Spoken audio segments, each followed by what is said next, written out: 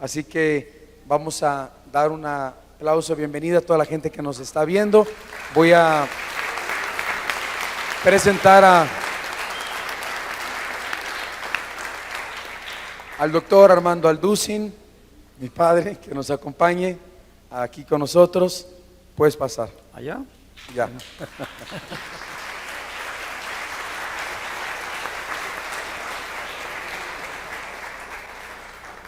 Qué gusto tenerte, Pa, con nosotros. ¿Pa? En el jardín del Edén. ¿Pa? Pa.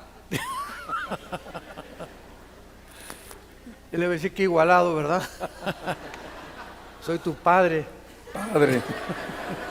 Padre. Está bien, dime como me quieras llamar. A mis nietos también les digo, ¿verdad? Me dicen, abuelo, me puedes decir Armando, me puedes llamar Tata, o me puedes llamar como quieras. No importa cómo nos llamemos, ¿verdad? Bueno, ya estamos en el aire. Nos da mucho gusto a todos ustedes que están sintonizando esta conferencia en esta mañana. Nos encontramos en la Iglesia Villanueva para el Mundo en Querétaro. Tuvimos ayer una gran asistencia, más de 600 personas a la conferencia sobre un mundo sin moral.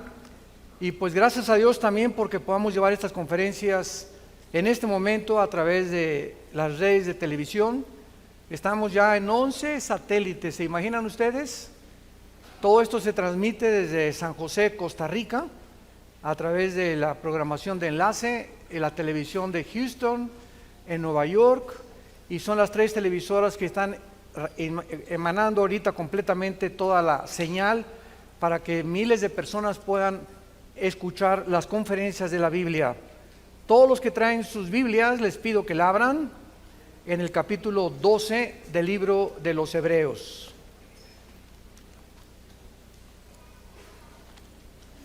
Hebreos capítulo 12. En este capítulo maravilloso del libro de los Hebreos se menciona una relación que es importantísima conocer entre nosotros y Dios. En Juan 17:3 dijo Jesús, esta es la vida eterna, que te conozcan. Entonces, todos ustedes que se llaman seguidores de Jesús, tienen que entender que nuestra relación con nuestro Padre tiene que ser en la santidad. Y que como hijos e hijas de Dios, Dios a los hijos que se brincan las trancas, pau, pau, pau. Y vamos a ver que es imprescindible, si tú eres hijo y si tú eres hija de Dios, que Dios te va a disciplinar. Y por eso se llama esta conferencia el misterio o el sufrimiento y la disciplina de Dios. Porque si tú no estás enterado de la forma como Dios nos trata, pues entonces todos los cristianos harían lo que les da la gana. Y de ahí que viene una deducción de la teología donde hermanos de nosotros dicen que la salvación se pierde. Pues porque el hermano estuvo en la iglesia hace 3 meses y ahora anda emborrachándose, y estuvo hace 4 meses o 5 meses, y don Pancho que estuvo en la iglesia, usted no se, dejó a su esposa, etcétera, etcétera, y te dicen perdió la salvación. Bueno, la salvación no se puede perder, sino que vamos a escudriñar profundamente la Biblia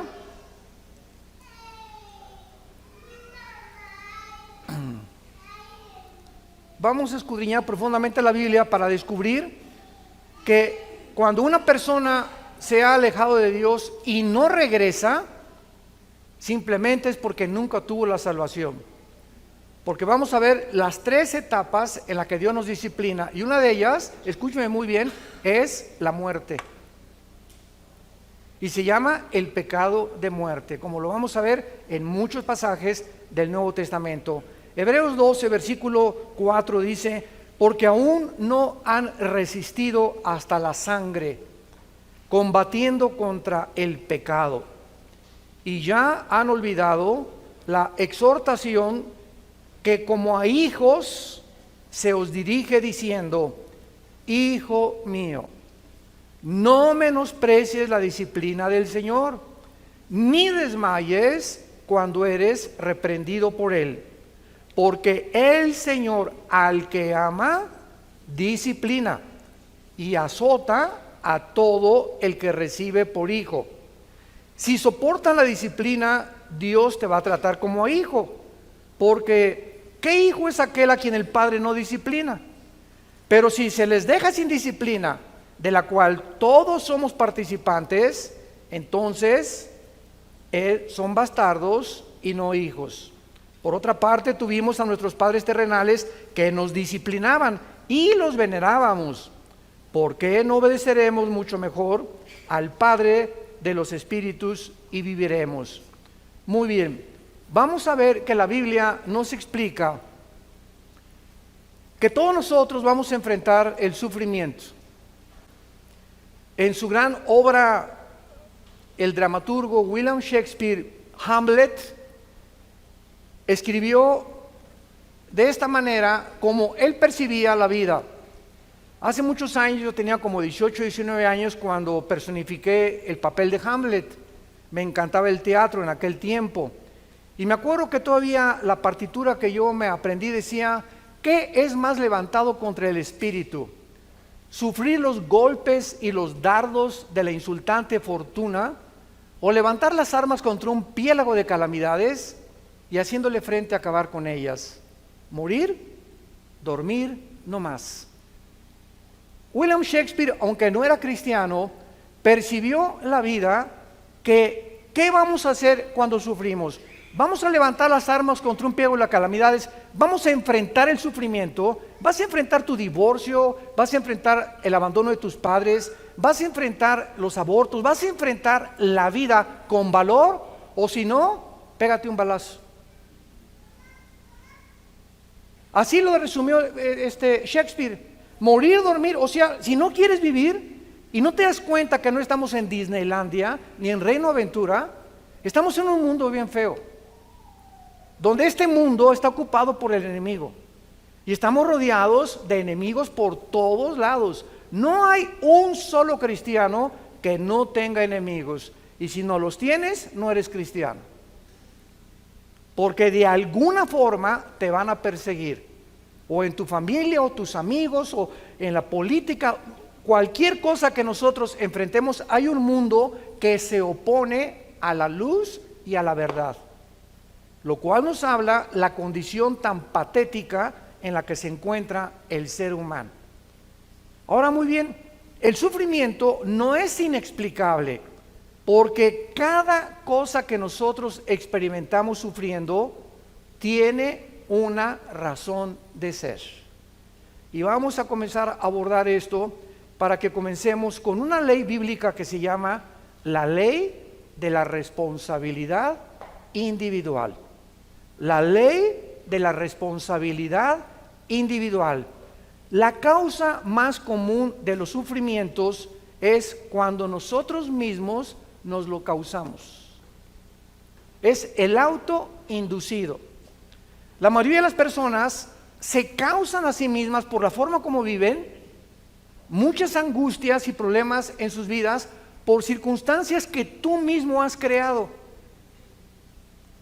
Y la ley de la responsabilidad individual reconoce lo siguiente: toda decisión que tú tomes, un café que te tomes, una película que escojas ir a ver, un carro que compres, la novia, el novio que escojas, el matrimonio, todas las decisiones que tomamos tienen consecuencias, para bien o para mal.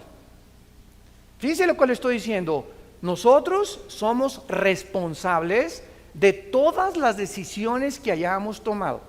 Si tú te encuentras ahorita con problemas de diabetes o triglicéridos altos o glucosa elevada, es por las pizzas que te cenas. Si tú tienes problemas de hipertensión a los 45, 50 años, simplemente, ¿verdad?, es porque no has cuidado tu salud y porque comes cosas con demasiada grasa, y después vienes, hermano, póngame la mano en la panza que tengo aquí, que ya es realmente una catedral del Vaticano. Y yo siempre les he dicho, si viene un gordito a pedirme que ore por él, no oro por él. ¿Por qué? Porque Dios no es la varita mágica. Hemos creído que Dios es un mago, o el mago de Aladino, que va a satisfacer todo lo que nosotros le pidamos, porque no hemos aprendido la ley de la responsabilidad individual. ¿Quieres salud? Cuida tu comida. ¿Quieres salud? Cuida tu bebida. No te lamentes después ni le pidas a Dios sanidad cuando has abandonado tu responsabilidad de lo que comes y de lo que bebes. En Gálatas 6, del 7 al 8, se establece esta ley inexorable. Todo lo que el hombre siembre, el hombre va a recoger. Había un ranchero que le dijo una vez a su esposa: vieja, ¿no hay nada en el campo de sandías? Y llega la señora y le dice: oye, Pancho, pues ¿qué? ¿Ya sembraste semilla de sandías? No, no he sembrado nada. Entonces, ¿por qué esperas, si no has sembrado, que tengas sandías? Y así hay mucha gente. ¿Por qué me va mal en la vida? ¿Por qué no prospero en mis negocios? Y te contesta Dios que has sembrado para que crees que yo te bendiga tus negocios. ¿Qué cosa es lo que has hecho en tu vida para esperar que yo te bendiga? ¿O qué crees que soy Aladino? Ay, Señor, ahora sí estoy enfermo, sáname. Señor, por favor, que me den un trabajo bueno, que aumente mis ingresos. Muy bien, ¿cuánto has sembrado en la obra de Dios? Y así se podría hablar espiritualmente, económicamente, políticamente. Todo lo que sembramos lo vamos a recoger. Y la ley dice lo siguiente: que la cantidad y lo que tú siembres, el mal que tú hagas, ese es exactamente proporcional al que te va a venir después. Tú le robas a alguien y alguien te va a robar a ti. Tú le debes a alguien y alguien se va a convertir muy pronto en tu deudor. Tú manoseas a tu novia, que no están casados, o la tratas de abusar. Tú no te imaginas cómo te va a ir en tu matrimonio. Ahorita los psicólogos y los ginecólogos han llegado a la conclusión que la mayor parte de los problemas que el hombre sufre de disfunción eréctil son maldiciones de hombres que trataron mal a las mujeres en su juventud, o a su ex esposa. Tú tocas a una mujer y le haces daño a una mujer, no te la acabas, no te la vas a acabar, porque Dios es vengador, y porque estás abusando de una propiedad que no es tuya. Las mujeres le pertenecen a Dios.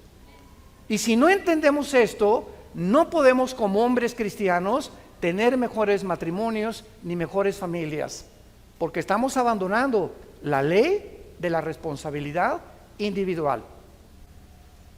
Muy bien, aún antes que Dios creara al ser humano, decretó el libre albedrío, por lo que nuestras decisiones tienen que tener repercusiones para bien o para mal. Eso es absolutamente lógico. Y todos nosotros somos responsables de nuestras acciones. Y así como hay leyes científicas inexorables, como si yo voy caminando ahorita y doy un paso aquí, no importa lo que yo piense, me voy y me tropiezo, porque la ley de la gravedad postula que todo objeto más pesado que el aire es atraído hacia el centro de la Tierra. Es una ley que funciona de 2 a 3 o de 6 a 7. No, ¿verdad? Es una ley inexorable las 24 horas del día.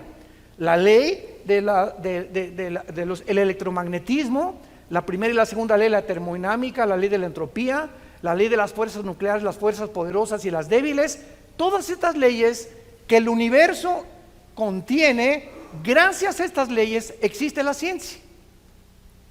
Si no hubiera una ley perfecta que nunca se atrase en el universo, no podría existir la física, ni las matemáticas, ni la astronomía, ni la astrofísica, ni la física cuántica. Es gracias al orden que tenemos en el universo que existe la investigación científica. De la misma manera, las leyes espirituales no se pueden violar. La implicación de esta ley de la responsabilidad individual es que cada ser humano es responsable. Síganme con mucho cuidado. Una persona madura, y vas a alcanzar la madurez emocional en tu vida el día que le dejes de echar la culpa a nadie. El día que tú sigas, es que yo soy prostituta porque mamá fue prostituta. Y usted no sabe que a mí me crearon un orfanatorio y me botaron y por eso soy bandido o narcotraficante. Y es que usted no entiende que tengo ya 2 maridos que me dejaron y mi conclusión es, todos los hombres son iguales. O mi señora me dejó, yo no me vuelvo a casar porque todas las mujeres son iguales. Cuando nosotros llegamos a estas conclusiones tan absurdas, es porque no hemos entendido esta ley. Vean ustedes en el libro de Ezequiel, en el Antiguo Testamento, capítulo 18, versículo 20, lo que la Biblia dice. Ezequiel 18, 20.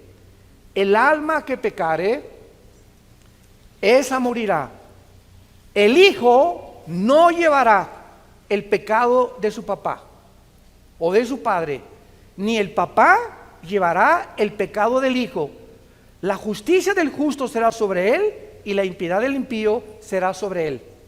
Nunca, jamás te atrevas de echarle la culpa a tus papás o a tu mamá por la conducta que tú tienes, que tú has escogido libremente hasta el día de hoy. No se culpen padres que pues mi hijo se fue a las drogas o esto por acá, porque él si pasa de los ya 21 años de edad, los papás nos limpiamos las manos. Y ya si después de la mayoría tu hijo agarra el camino que él quiera tomar, no te lamentes, ay pues a lo mejor le di mal ejemplo, a lo mejor sí le diste mal ejemplo, pero ¿sabes qué? Él va a tener que escoger otra cosa que no el mal ejemplo que le diste. Pero no te culpes, porque esa conciencia de culpa en nuestras vidas nos impide que Dios pueda tratar con nosotros. Tenemos que entender, mi hijo ya, ahí te lo dejo, Señor, no me queda más que orar por él, orar por mi hija, nada más. Pero no podemos vivir atormentados, porque ¿sabes lo que va a pasar? Estás lastimando tu matrimonio. Yo conozco a cantidades mamás, ahora en el seminario en la Riviera Maya que tuvimos en octubre del mes pasado, más de 200 parejas tenemos cada año de Centroamérica, Paraguay, vienen de todo el mundo, hasta de España vienen. Llegó una pareja con Marta, mi esposa, y nos dijo, ay hermano, es que pastores, ustedes no saben, mi hija y se casó muy mal, etcétera, etcétera. Le digo, ¿cuándo se casó su hija con ese gavilán? Y me dice, pues ya tienen como 4 o 5 años. Y le digo, ¿usted tiene 4 o 5 años, señora, lamentándose y sufriéndose por la decisión que su hija tuvo? Usted no puede seguir así. Y me dice el esposo, claro, ya ves, tenemos 4 años tú y yo de infelicidad. Todos los días llorando por ella y tú y yo no tenemos comunicación, simplemente porque abandonó su matrimonio y se concentró en la hija que se casó con un gavilán. ¿Sabes una cosa? Déjala que el gavilán pollero se la lleve. Señora, le dijimos mi esposa y yo, usted no es diosa, usted no va a cambiar a su hija ni a su esposo, no nos queda más que orar por ellos, no nos queda más que orar por ellos. No puede ir con un martillo y darle un martillazo en la cabeza al gavilán. Tenemos que aconsejarlos, pero no pueden personas ajenas robarnos nuestra felicidad, porque ellos son responsables de todas las decisiones que ellos tomaron. Cuando nosotros entendamos este concepto, vamos a sentir más felices al lado de Dios. Ahora muy bien, nadie crea, ni tampoco esperes, que ni se te atraviese el pensamiento de creer que te vas a salir con la tuya. Ninguna persona que haya hecho algo va a salirse con la suya, ni tampoco escapar las consecuencias de Dios. Veamos 2 pasajes en el Antiguo y en el Nuevo Testamento. En Jeremías capítulo 16, versículo 17, dice así, Jeremías 16, 17. Dice Dios, mis ojos están sobre todos tus caminos, los cuales no se me ocultaron, ni tu maldad se esconde de la presencia de mis ojos. No hay nada, absolutamente nada que hagas encerrado en el closet que Dios no vea. Todos nosotros cuando pecamos, O como una vez me dijo unos papás de su hijo con su novia, que estaban teniendo relaciones sexuales antes de casarse. Y estos muchachos estaban en la alabanza de una iglesia allá en Centroamérica. Y cuando nos los trajeron a mi esposa y a mí, les dije a esta pareja de jóvenes: ¿saben ustedes por qué hacen lo que hacen? Porque creen que Dios no los ve. Si ustedes creyeran realmente que Dios los ve, no harían lo que hacen escondidas. ¿Y cuántos hombres, cuando se van de viaje y rentan un hotel, rentan una película pornográfica, por qué creen que la rentan? Porque creen que Dios no los ve. ¿Y saben cómo se llama esto? La falta del temor de Dios. La falta del temor de Dios. Y el temor de Dios es el principio de la sabiduría. Si realmente creyéramos que Dios nos ve las 24 horas del día, no haríamos lo que hacemos cuando nadie nos ve, porque Él nos está mirando. Y el otro pasaje está en 1 Timoteo 5, 1 Timoteo 5, versículo 24 y 25, y dice el apóstol Pablo, 1 Timoteo 5, 24 y 25, los pecados de algunos hombres se hacen patentes, o sea, conocidos, antes que ellos vengan a juicio, mas que a otros se les descubren después. Asimismo, se hacen manifiestas las buenas obras, y las que son de otra manera no pueden permanecer ocultas. No hay nada que tú hagas,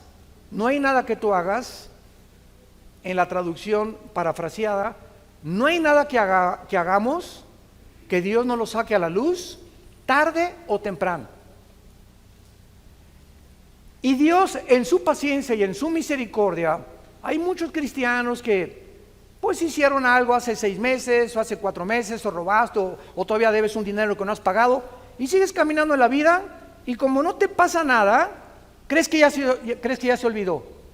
A lo mejor hasta 1 año tiene Dios de paciencia a que tú te arrepientas. Pero dice la Biblia que tus pecados te alcanzarán. Lo que tú hiciste el año que entra, o dentro de 2 años, o dentro de 3 años, nos va a alcanzar ese mal que hicimos tarde o temprano. De acuerdo a lo que hayamos hecho, no nos escapamos del juicio de Dios. Y dice Dios, te doy la oportunidad que te arrepientas. Primera de Juan 1, 8 y 9. Si confesamos nuestros pecados, Él es fiel. ¿Por qué Él es fiel? Porque hay un pacto entre nosotros y Él. Él es mi Padre. Por eso conozcamos a nuestro Dios. Él es fiel porque es mi Padre. Y además es justo, porque en la cruz su Hijo pagó por eso que yo hice.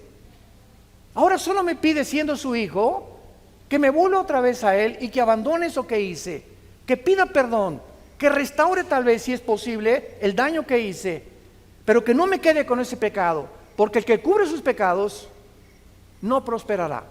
Proverbios 28. Y el que los confiesa alcanzará misericordia. Entonces Dios nos da 2 opciones: hijo, hija, híncate, o dímelo tal vez hoy en la tarde que vamos a orar. Dime: Señor, estoy haciendo esto, estoy haciendo aquello, reconozco que no puedo seguir haciendo eso, y la sangre de Cristo te va a limpiar de toda maldad y te evitas el juicio de Dios, que vamos a ver al final, que es terrible, pero no nos podemos escapar porque es la ley de la responsabilidad individual. Regresamos a Hebreos 12, en nuestro pasaje, y veamos algunos secretos de esta forma de tratarnos.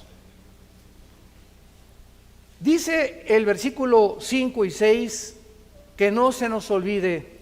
¿Qué estoy haciendo ahorita con todos ustedes? Los estoy exhortando. La profecía exhorta, consuela y edifica.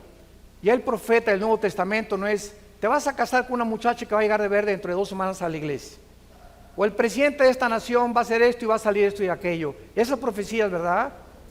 siempre les he llamado yo marihuanadas. ¿De cuál fumaron? El profeta en el Nuevo Testamento, 1 Corintios 14:3, es la persona que habla para exhortar, para edificar o para consolar con la Biblia. Ya no es para el futuro, porque el futuro está completamente revelado ya aquí en los 66 libros de este maravilloso libro que se llama la Biblia. Entonces dice Dios, no te olvides de la exhortación. Y ahorita Dios, a través de la Biblia, yo estoy haciendo esto y apunto un dedo a ti y me apunto 3 a mí. O sea, no creas que yo tampoco me escapo de esto, porque nosotros somos los primeros, a los líderes a quienes Dios nos juzga. Antes que Dios juzgue a la iglesia, comienza con aquellos que son líderes en su casa, los hombres, en tu trabajo, en tu oficina, políticamente, a los jueces, a los magistrados, a los gobernantes, a los presidentes de la república, les cae tarde o temprano el hacha que ya está puesta en la raíz del árbol. Entonces, no olvidemos esto que va a decir Dios. Hijo mío, no menosprecies mi disciplina. La palabra disciplina en el griego es la palabra pedagogos. De ahí viene la palabra pedagogía, que se usa para educar a los niños. A un niño en la primaria, desgraciadamente muchos maestros no lo saben, la educación no, escuchen esto, la educación no consiste en solamente un input o meter data o conocimiento en las mentes del niño. El niño sabe de historia, de geografía, tal. La educación básicamente bíblica está relacionada con formar el carácter, conformar la formación del carácter. Es lo que significa pedagogos en el griego, formar el carácter. Es importante que el niño, aparte que reciba información desde la primaria, sepa que tiene que llegar con los zapatos boleados, que no puede hablar en el salón porque hay disciplina, que tiene que respetar a sus amiguitos y no estar hablando cuando la maestra esté en el pizarrón, que tiene que llegar en punto a las clases, y la responsabilidad y la disciplina que se adquiere en las escuelas desde los niños es lo más importante para cuando ellos crezcan en su carácter. Decía J. Ed Hubbard, que fue el presidente y fundador del FBI, de la Oficina Federal de Investigaciones en Estados Unidos, que sirvió a 4 presidentes en Estados Unidos como jefe del FBI. Antes de morir, Hubbard dijo estas palabras: la característica de todos los delincuentes juveniles en las cárceles que he visitado, el principal factor es que todos ellos creen que el mundo está en deuda con ellos, que el mundo les debe algo, y son muchachos amargados que crecen, nunca en la casa no los disciplinaron, en la calle se pasaron los altos, insultaron a la policía, tarde o temprano acabas en la cárcel, porque vivimos un mundo con reglas y tú no puedes ir contra la autoridad porque recibe las consecuencias en tu propia vida, en tu familia, en tu matrimonio, en tu trabajo. Entonces, si nosotros creemos que y nos victimizamos, es que yo sé cómo soy porque nadie me quele. Cuando mataron al presidente Kennedy, 1962-63, en la ciudad de Dallas, Texas, Lee Harvey Oswald, un muchacho que fue entrenado en Rusia y que supuestamente parece que él fue el asesino, parece que fueron 2 balazos los que le dieron, etcétera, etcétera. Cuando comenzaron a investigar la vida de este muchacho, Lee Harvey Oswald, descubrieron que había sido criado en un orfanatorio y que su mamá lo había abandonado, lo metieron a otro orfanatorio y también lo volvieron a abandonar. Y entonces, si no lo hubieran matado, los jueces en Estados Unidos y en la América Latina, escuchen esto, están victimizando a los ladrones y a los asesinos. No, es que él, si no hubiera tenido sus papás, es que si no hubiera tenido esa mamá, vamos a darle una sentencia más leve. ¿Sabes una cosa? Él hizo lo que hizo porque él lo quiso hacer. Y cuando le echamos la culpa que somos víctimas de las circunstancias, ¿sabes de dónde viene eso? De Freud.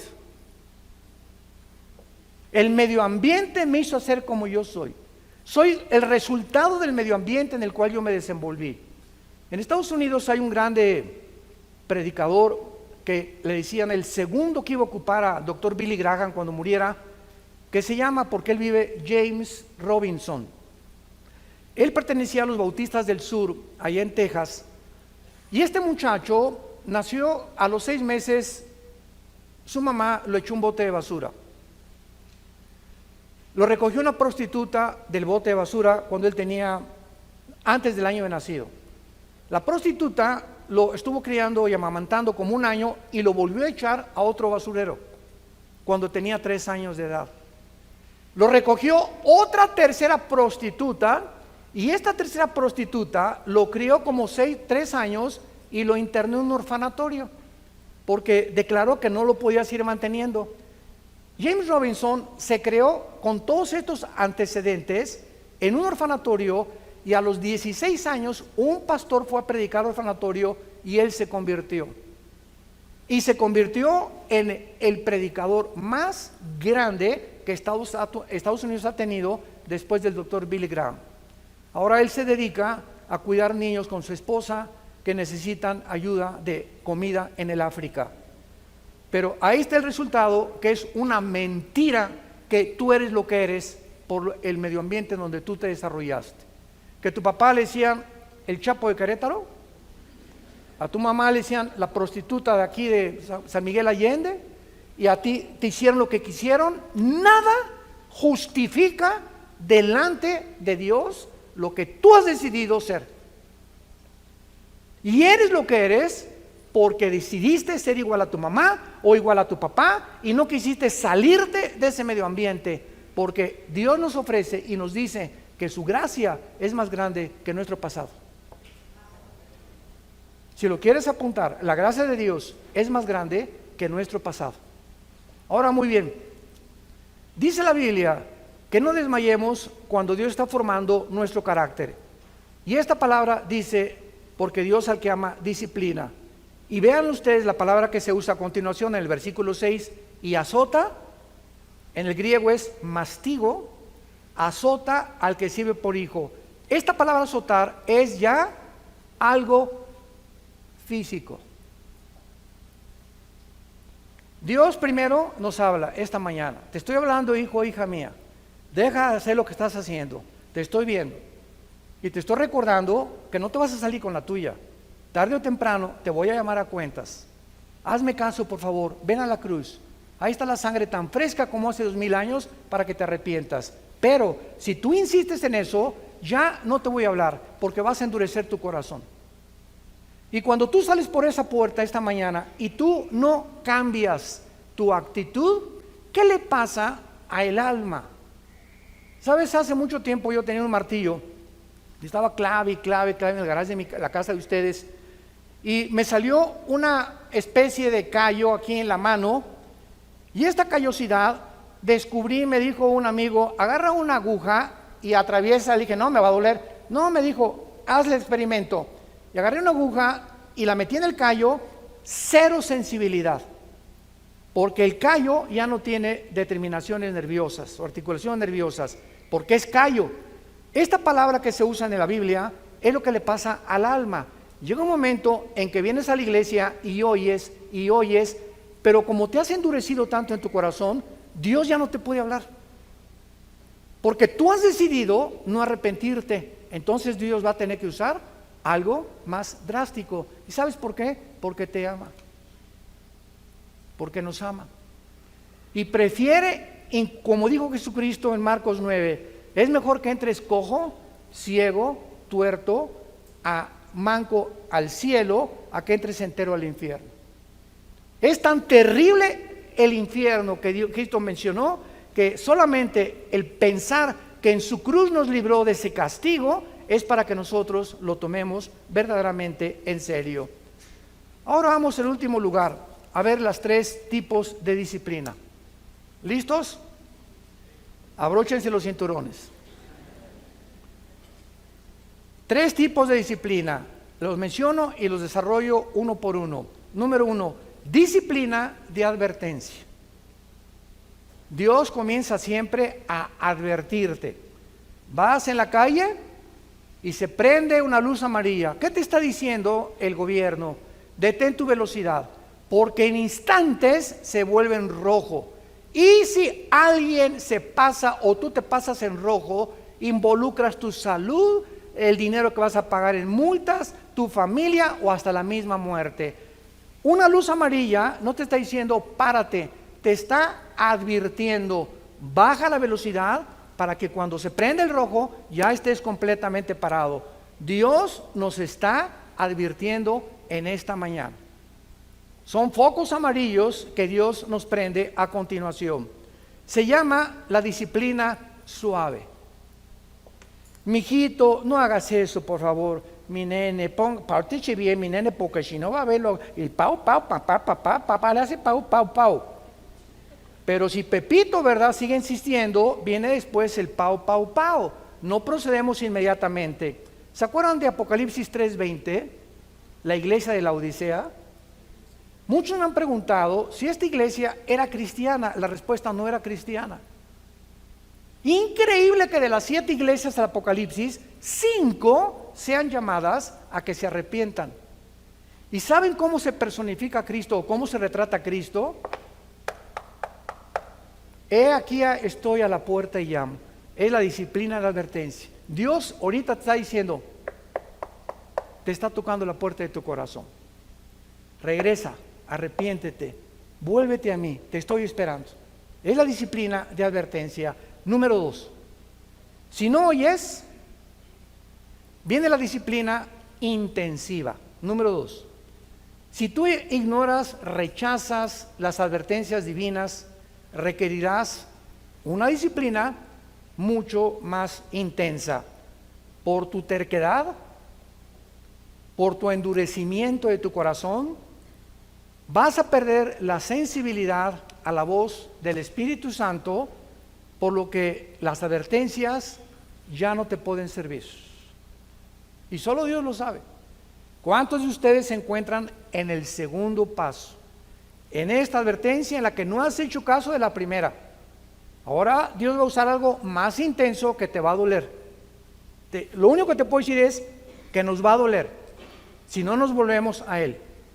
Sin embargo, como Dios tiene un plan maravilloso para nuestra vida, en su misericordia y en su gracia nos mantiene vivos. Porque nos podría llevar a casa, ¿verdad? Pero nos ama tanto Dios y es tan paciente la gracia de Dios y el carácter de Dios, que por eso estás aquí esta mañana. ¿No te has preguntado por qué amaneciste aquí? En lugar de que ahorita tuviera agarrado un accidente y afuera un ataque al corazón, una embolia cerebral, estás aquí vivito y coleando, sentado escuchando tal vez segundo paso de la disciplina de Dios, porque Dios todavía no ha tratado contigo allá afuera. A lo mejor ustedes se encuentran en este segundo paso de la disciplina intensa, y es claro, ¿verdad?, que donde hay vida, hay esperanza. Estás vivo, amaneciste vivo, hay esperanza. ¿Por qué? Te puedes arrepentir todavía. Y cuando no hacemos caso de la advertencia, ni tampoco de la disciplina intensa, viene en último lugar la disciplina de muerte. La disciplina de muerte que la vemos en más de 3 casos en el Nuevo Testamento. Veamos el primero en el libro de los Hechos, capítulo 5, con tus padrinos Ananías y Zafira. En el libro de los Hechos, capítulo 5, vemos un caso atónito, un caso sorprendente, que tal vez al principio choca con nuestra mente, contra la mente de Dios, y nos preguntamos cómo puede llegarle a suceder esto a un ser humano. Solo recuerda algo: Dios te trajo al mundo y a mí también. Él es el creador de la vida, ¿correcto? Ok, Él como creador, en el momento que le dé la gana, de la forma que Él diseñe o como Él quiera, nos lleva a casa también. Ya sea quemado, atropellado, en la panza de un tiburón, un ladrillo en la cabeza, un terremoto, un choque, un cáncer, nos vamos al otro lado, nos tenemos que ir. Otros tranquilos en el hospital, alabaré, y pum, se pintan. Qué dichoso morir así, ¿verdad? Pero no todos vamos a morir así. Entonces, esta es la razón por la cual tenemos que entender algo. Dios es el dueño de nuestra vida y no hay nadie que se pueda atrever a decirle a Dios, ¿por qué hiciste esto? Porque detrás de lo que nosotros consideramos que no es objetivo o que no es lógico, la sabiduría de Dios va más allá y trasciende nuestra manera de pensar. Aquí hay una pareja en Hechos 5 llamados Ananías y Zafira. Esta pareja robaron de una cantidad que iban a entregar en la iglesia. Sustrajeron del precio y su esposa, sabiendo que el esposo estaba robando esa cantidad, se hizo cómplice de él. Hay un dicho en mi tierra que dice, tanto peca el que mata a la vaca como el que estira la pata. Si tú sabes algo de alguien y tú no lo delatas, en la iglesia, por ejemplo, si tú sabes que alguien en la iglesia, escuchen esto, en la iglesia los pastores perdonamos todo, ¿verdad? Menos la rebelión contra los líderes. El día que cualquiera de ustedes oiga que se habla mal de un líder, esa persona no debería estar en esa iglesia. ¿No te gusta el pastor? Mira, salte y vete a otra iglesia. Y busca una que te guste. Porque si te quedas sembrando semilla y cizaña, no te la vas a acabar con Dios. Ahora, si alguno de ustedes sabe que hay un pecado de un pastor que es ya trascendente, que está viendo en adulterio, que el pastor tiene un amante o que fraude, robo, ustedes ya para qué se quedan en esa iglesia, ¿verdad? Es absurdo que tú siguieras en esa iglesia. Pero tú no puedes con tu esposo saber que él está robando cualquier cosa y quedarte callada. O que tu esposa en adulterio y no se lo dice al pastor. Es que me va a pegar si él sabe. Pues sabes una cosa, que no temas las consecuencias porque Dios te va a proteger. Bueno, esta señora Zafira se quedó con todo, ¿verdad? Guardado. Y entonces dice la Biblia que cuando le trajeron lo que se habían propuesto, le trajeron una parte nada más a los pies de los apóstoles. Y dijo Pedro a Ananías, vean ustedes, la primera pregunta es, ¿por qué llenó Satanás tu corazón para que mintieras al Espíritu Santo y sustrajeres del precio de la heredad? La primera pregunta es, ¿quién le dijo a Pedro? Ya no estamos en el Antiguo Testamento. En Hechos 2 comienza el Nuevo Testamento. ¿Quién le dijo a Pedro, que ni los conocía, que entrando a la iglesia, él sabía que este hombre y esta mujer tenían un pecado de latrocinio y de mentirle a Dios? ¿Quién le dijo a Pedro? Se llama palabra de conocimiento. Cuando un cristiano desarrolla el discernimiento espiritual, Hebreos capítulo 5, y vives cerca de Dios, a través del tiempo, tenemos como una parabólica espiritual en la dimensión invisible, que Dios te permite ver o sentir, y tu esposa te dice, mira, tú le traes a Pancho, te presenta a Pancho, y el esposo dice, yo no sé, mi amor, ya se fue Pancho, pero sabes que hay algo en su mirada, hay algo en su actitud que no me gusta. Escucha a tu esposa, porque tienen ellas más desarrollado este sexto sentido que nosotros los hombres. Ellas se dan cuenta mucho más de la hipocresía y la falsedad de muchas personas. No todas, no más las que están casadas con nosotros. La que está casada no, pero esto es muy importante. Entonces, reteniéndola, le dice Pedro, no te quedaba a ti. Al oír estas palabras, Ananías cayó y se murió. Ahí, ¡pum!, cayó en la iglesia. Y dice la Biblia, vino un gran temor sobre todos los que lo oyeron. El hecho que Dios haya permitido que se murieran estas personas cuando la iglesia estaba comenzando a levantarse, tenía esta lección: estoy vigilándolos a todos, y aquí en la iglesia vas a caminar derechita a la flecha. ¿Por qué? Porque si no hay temor de ti, de mí, dice el Señor, no has entendido ni puedes caminar conmigo. Y recuerden algo, el temor de Dios no es tener miedo de Dios, porque tener miedo de Dios es una cosa y tener temor de Dios otra cosa. ¿Sabían ustedes eso? El tener miedo de Dios te hace que te alejes de Dios y que no te acerques a Dios. Y cuando tememos a Dios, nos acercamos a Él sabiendo que en Él hay perdón, que en Él hay misericordia, que es mi papito. y que me puede levantar, y que si me caí del caballo me va a sanar las heridas, porque Dios hace la herida y Dios sana también. Entonces el temor de Dios nos acerca a Él, porque sabemos que Él es real, que está viendo y que no lo puedo engañar. El segundo caso está en 1 Corintios 5. El segundo caso de un cristiano o de cristianos que cometieron la disciplina de muerte. En este caso de 1 Corintios 5, de cierto se oye, dice Pablo, que entre ustedes hay un problema sexual. Se tradujo con la palabra porneia, de ahí viene la palabra pornografía. Cuando vean ustedes fornicaciones, cualquier pecado fuera del matrimonio o cualquier relación sexual fuera del matrimonio es fornicar. Oigo, dice Pablo, que en la iglesia hay un pecado sexual. Y este pecado sexual ni siquiera se nombra entre los gentiles, tanto que alguno tiene la mujer de su padre. O sea, este muchacho se estaba metiendo con su madrastra. Increíble. Y los líderes lo sabían, los pastores lo sabían.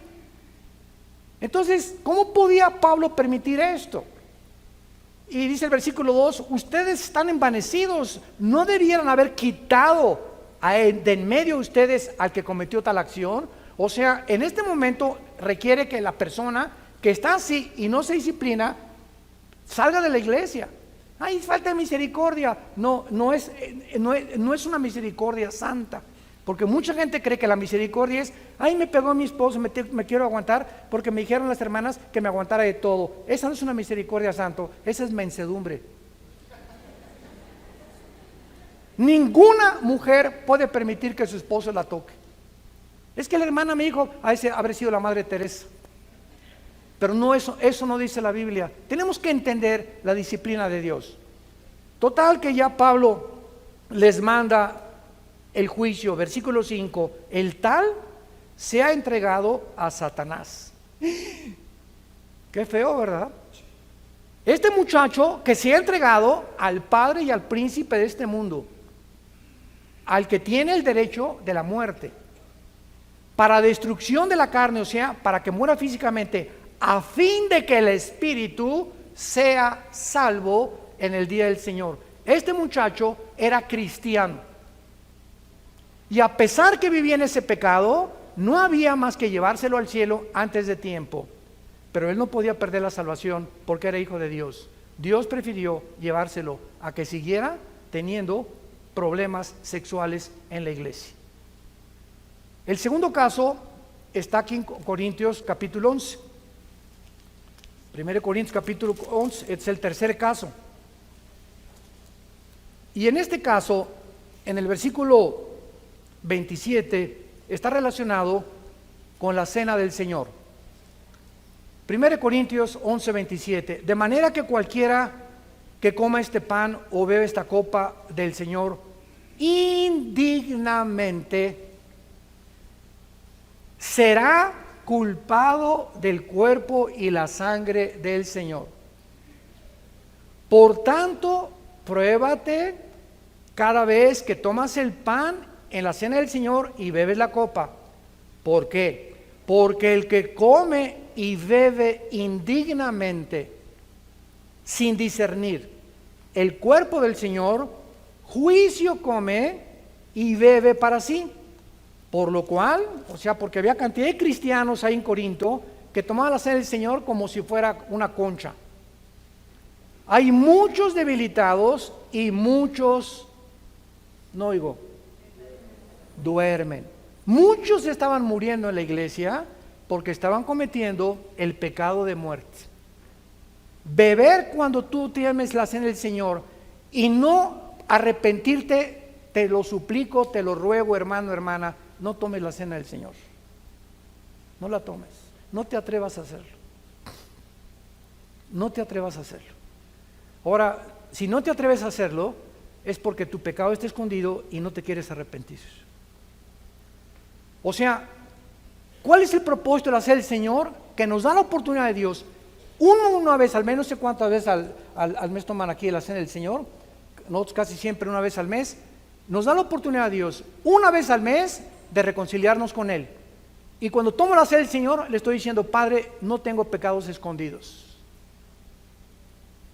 Y en ese momento, agachas tu cabeza, Padre, ilumíname si tengo algo. Si le grité a mi esposa, te prometo que hoy llegando la voy a llevar a comer al mejor restaurante, o nuestro topito, se le voy a pedir perdón, le voy a pedir perdón a mis papás, le voy a pedir perdón a mi esposo, voy a arreglar la deuda que tengo. Señor, en ese momento nos da la oportunidad de arreglarnos, de ponernos a cuentas con Él, porque si te atreves a tomar la cena del Señor y mantienes el pecado, que Dios te da la oportunidad de confesarlo, estás expuesto a un juicio de Dios muy, muy, muy grave. En cuarto lugar, en Santiago capítulo 5, ¿están aprendiendo algo? No lloren, ¿eh?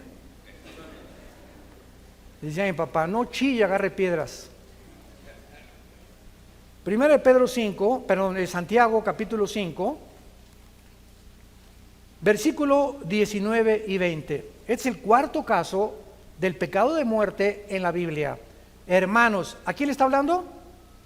A los cristianos. Hermanos, si alguno entre ustedes se ha extraviado de la verdad y alguno le hace volver, sepa que el que haga volver al pecador del error de su camino, salvará de muerte un alma y cubrirá multitud de pecados.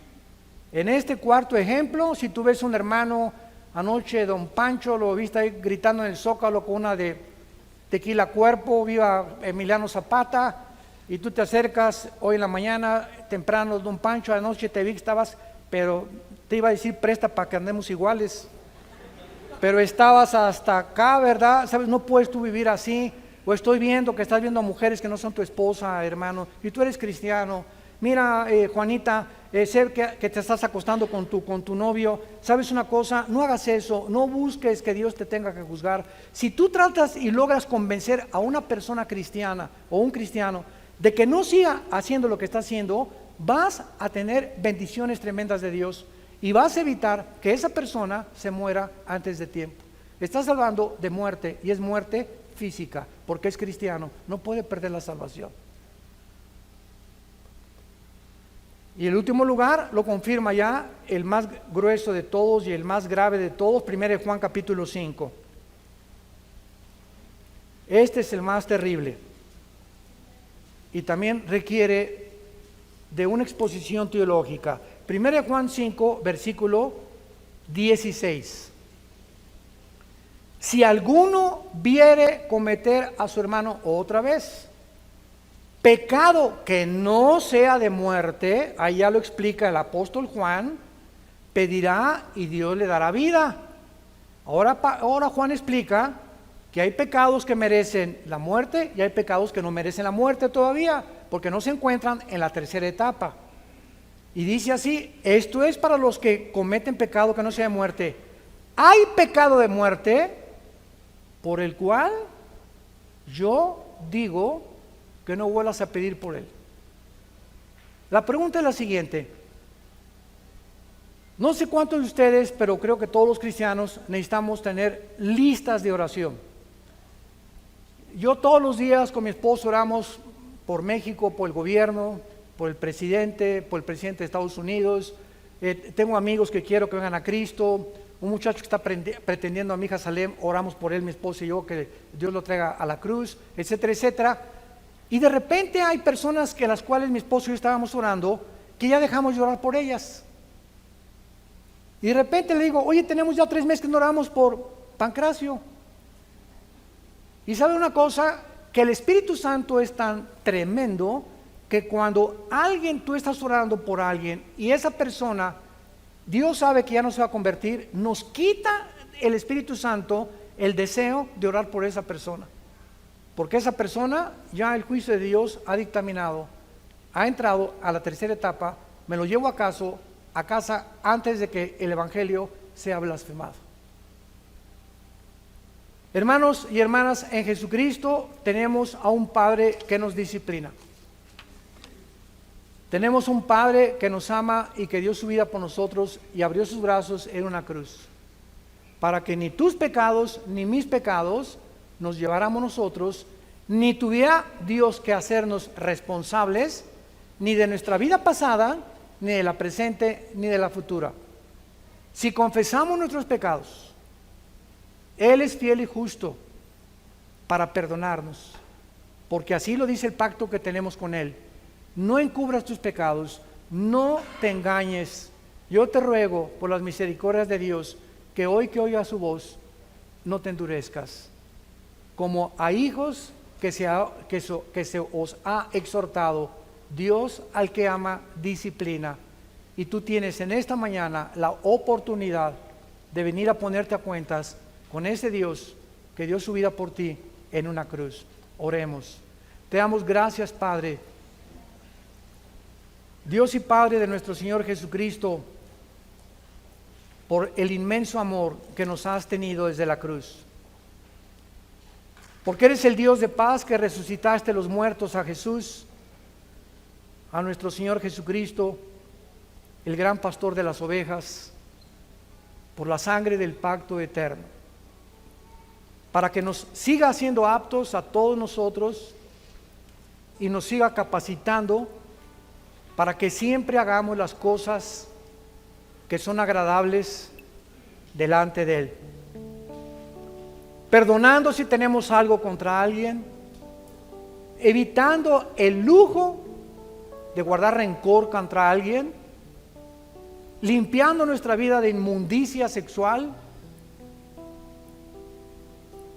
siendo considerados y atentos con la compañera de nuestra vida, la madre de nuestros hijos, tratándola como una reina, nuestra esposa, respetando a tu esposo. Hijos, respeten a sus padres y obedézcanlos, porque es el primer mandamiento con promesa para que te vaya bien. Hijos malagradecidos, les va mal en su matrimonio también. Hijos que han sido buenos con sus padres, Dios te promete bendecirte en la familia que vas a formar, porque todos recogemos y recogeremos lo que hemos sembrado. No nos engañemos, Dios no puede ser burlado. En esta mañana, así con tu corazón como Dios lo ha preparado, con su Espíritu Santo y con su santa palabra, no te endurezcas. No cierres esta exhortación una vez más a tu vida, porque Dios quiere que tú sigas viviendo, que sigas sirviéndole. Él quiere que siga dándote salud, fuerza, energía. Para la corta vida que tenemos, la vivamos en paz. Olvida todas las cosas del pasado que tú no puedes arreglar y vive feliz con tu matrimonio, en tu escuela. Porque no somos dioses para cambiar la vida de nadie. Solamente podemos orar por las personas, pero que no haya nada en la vida que nos impida ser felices cerca de Jesús. Y ahí en tu lugar, si tienes algún pecado que ya necesitas abandonar, hoy que Dios te habla, no endurezcas tu corazón, díselo en este instante, en el silencio de Dios.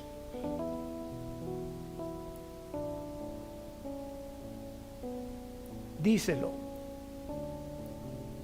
Díselo con todo su corazón. Pronúncialo y dile: en esto y en esto, Señor, estoy pecando. Díselo. Él lo sabe, no lo podemos engañar.